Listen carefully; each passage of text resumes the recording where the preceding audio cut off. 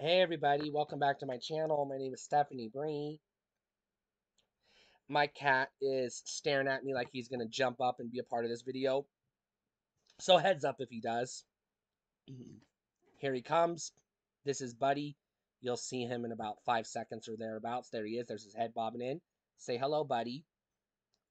Um, and there he goes. He just wanted to see what I was doing, I guess. So today I'm talking about drive-in movie theater memories.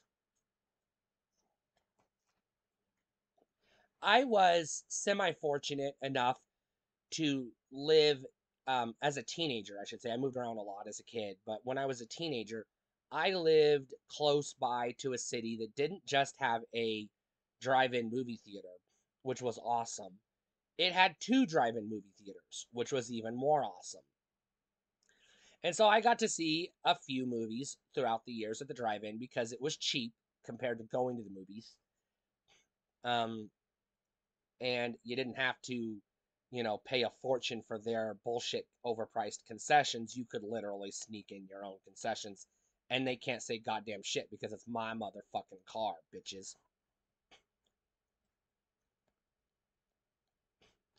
So there's good and bad with the drive-in. So the good, you get a double feature for the price of one. So you get to watch two movies for the price of one. Um, some drive-ins charged per person, some drive-ins charged per household or per carload, excuse me. Our drive-in charged per carload. So it was like a set price for the car. As many people as you could cram into that car could enjoy the movie. My mom, who was a Sunday school teacher and the surrogate mom in the small town we lived in to all the neighborhood kids, all my friends called my mom. She had a van that seated 12 people and would take a busload of kids to the drive-in theater so we could watch two movies back to back, about once a month or so, because she was a cool mom. Don't get me wrong. And we had a good time. So some of the movies I remember watching in the drive-in, I remember watching one of, and I don't remember which one because it's a blur, one of the Austin Powers movies in the drive-in. The only thing I remember from that movie is it's the one where they got a cup of coffee that's actually a cup of shit. I don't remember anything else about the movie, and I don't care to remember anything else about the movie. Whichever one that was, that's the one I saw in the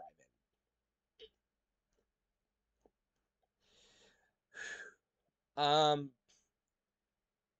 I saw X-Men, the 2000 20th Century Fox X-Men film, live action X-Men film, in the drive-in. I saw, I know I saw, I think it was Jurassic Park 3 in the drive-in. I know I saw, um, and sometimes they would show old movies.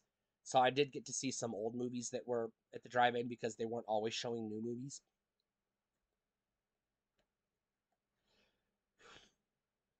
And I know I saw Star Wars Episode 2, the Phantom, or Episode 2, the Attack of the Clones, excuse me, at the drive-in on a date with a girl.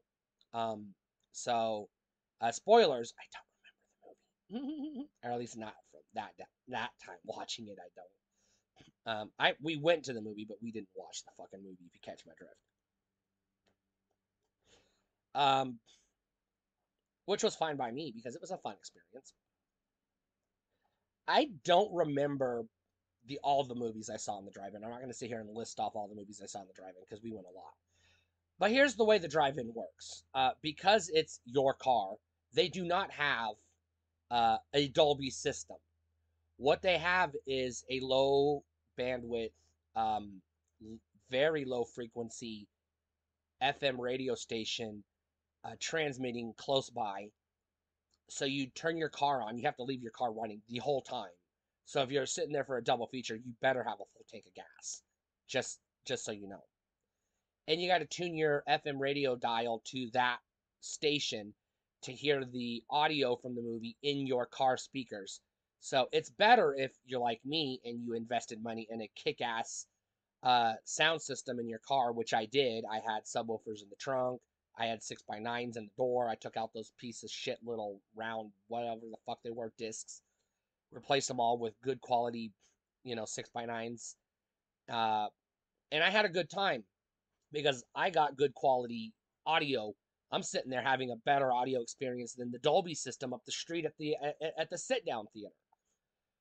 Um, but if you don't have a car, because you can go to the drive-in on a bicycle or a skateboard, they can't stop you. People did it. Um, they also have this little speaker on a wire attached to a pole where you park your car or vehicle or whatever. So you could hear the audio from the movie coming through that little tiny piece of shit speaker if you're so inclined. Um, Unfortunately, because the sun is bright as fuck and drive-in movies are outdoor venues, they can only show movies after the sun goes down, which means the drive-in movie theater experience um, isn't as enjoyable in the summertime when the sun doesn't go down until 9 p.m. because the movies don't start until after 9 p.m. So if you're there for a double feature, you're there until 2 in the morning. On a Friday night, a car packed full of teenagers at the drive-in, you know, you're just there. You're just there to have something to do for 4 hours. You're not really watching the fucking movie. The drive-in movie theater experience, even though people have nostalgia for it for whatever reason, it's not a comfortable experience. And I do not recommend going to a drive-in movie theater. I'm glad that for the most part they're a thing of the past because they belong in the past. They are not.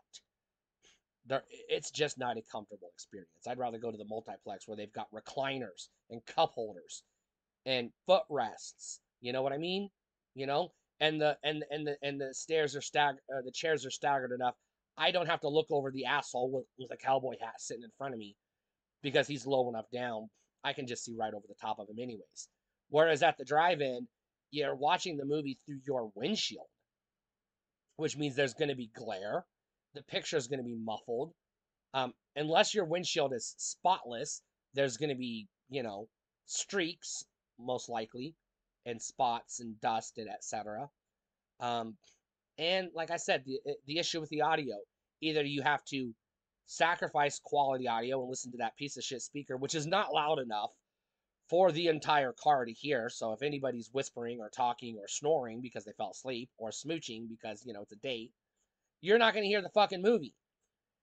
So the alternative is to run your engine, which wastes gas and pollutes the air and makes noise because your engine is running. So you can tune into the FM station, which again uh, is low frequency, low power FM station. So sometimes, if you live in a city with a lot of radio stations, you get cross interference and you're watching the movie, but you're listening to some bullshit preacher talk about the end times on the FM dial because for some whatever reason the FM station isn't tuning correctly because radio frequencies are unreliable and FM tuners are unreliable. And so you're sitting there watching fucking The Shining, and instead of here's Johnny, you've got repent, repent, repent, the end is nigh, and you're like, Jesus Christ, why did I pay $6 for this? The drive-in experience is not a enjoyable experience. The only time the drive-in experience is enjoyable is if you just need an excuse to take your partner to some place where you can smooch. That's it. Outside of that activity, there's no point in going to the drive-in, which, that's a lot of money to spend to have no privacy in the first place. So I don't even know if it's worth it, to tell you the truth.